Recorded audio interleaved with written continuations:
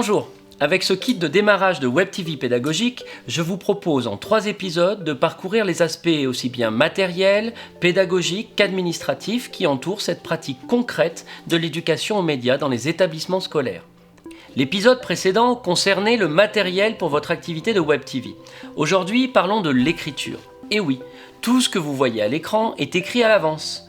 Qu'on utilise un conducteur, un prompteur, qu'on prépare les lower third ou les synthés... Attendez, je crois que je vous ai perdu. Alors une bonne manière de commencer serait de s'attarder sur le vocabulaire propre à l'activité télévisuelle. En effet, un élève ne maîtrisera les outils entièrement que s'il les identifie correctement. Je reviens sur les quelques exemples que je vous ai donnés. Le synthé, c'est ce bandeau dynamique qui s'affiche en bas de l'écran. Le lower third fait partie de cette famille des synthés, mais c'est généralement sur ce bandeau que vous retrouverez uniquement le nom, l'âge et le statut de la personne interviewée. Le prompteur, c'est ce que j'utilise en ce moment pour faire vivre mon texte à l'écran et dégager de ma charge cognitive toute récitation d'un texte appris à l'avance. Mais revenons sur le premier élément cité, le conducteur. Au cinéma, on parle de script, où tout y est écrit noir sur blanc. La télévision parle de conducteur. Je vous propose un petit extrait d'une vidéo en écran partagé pour voir la correspondance entre le document papier et la production audiovisuelle qui lui correspond.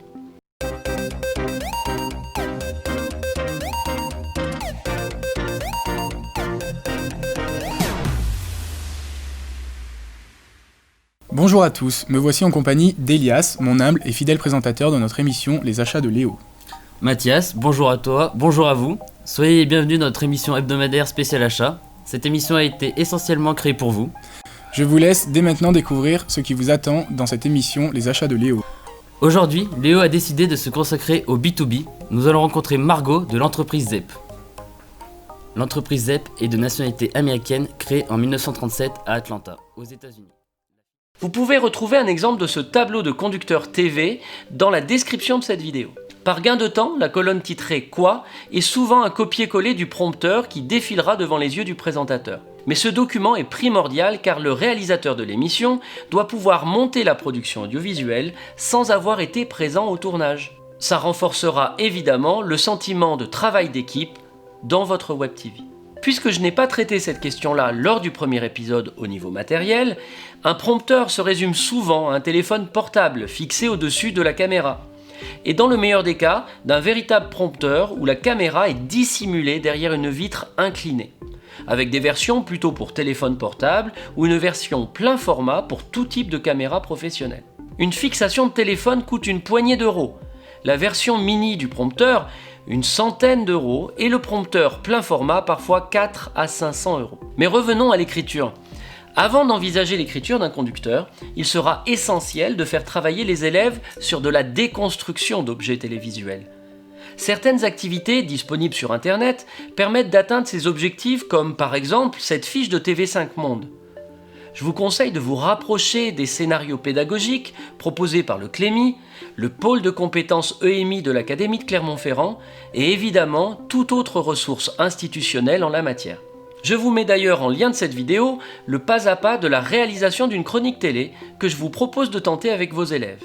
Ils pourront progressivement trouver un thème, un angle, un format et un ton pour leur première chronique télévisuelle. Je clôturerai cet épisode sur l'écriture télévisuelle par quelques conseils d'organisation de votre Web TV. N'hésitez pas à organiser de véritables comités de rédaction, voire même de confier aux élèves des rôles avec un statut clair, tels que rédacteur en chef, responsable de telle ou telle rubrique, responsable technique. À noter que le rôle de directeur de publication sera toujours le responsable administratif de votre établissement, en d'autres mots, le principal ou le proviseur. N'ayez pas peur de vous lancer assez rapidement dans des défis en interne, de mettre des dates butoirs pour la sortie de tel ou tel reportage. Toujours dans la même optique, inscrivez-vous à des concours institutionnels comme le concours national Mediatix, organisé par le CLEMI, le concours CLEMI Arte Reportage, Je filme le métier qui me plaît, ou encore des concours à l'échelle académique ou à l'échelle plus locale.